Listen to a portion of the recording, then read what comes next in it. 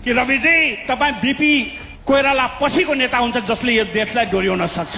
सभापति रवि लामिछानेजीलाई हृदयदेखि आभार व्यक्त गर्छु। हृदयदेखि तपाईँले यो मौका हामीलाई ल्याइदिनु भयो।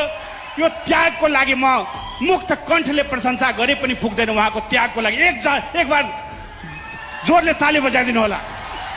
उहाँको लागि, उहाँको त्याग र तपस्याको लागि यो ताली बजाइदिनु होला। धन्यवाद। यो महाधिवेशनमा सबैले गरेको मैले सुनि होइन, सबैले अब भनौँ न आफ्नो कुराहरू राखेको, सबैले आफ्नो विचार राखेको सुनि। तर सिके राउतले राम्रै कुरा गरे जस्तो लाग्यो क्या मलाई चाहिँ। सिके राउत सरले चाहिँ ठिकै कुरा गरे जतिको लाग्यो। सबैभन्दा दमदार र भनौँ न बडो मार्मिक खालको भनाइ आफ्नो राखे जस्तो मलाई लाग्छ। सबैजना सुध्रिसकेका छन्।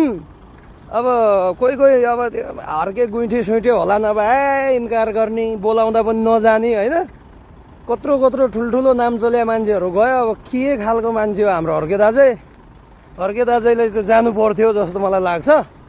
साह्रै मजा आयो। बाबुराम सर पनि जानुभएको रहेछ, गगन दाजै पनि जानुभएको रहेछ, सिके राउत सर पनि जानुभएको रहेछ।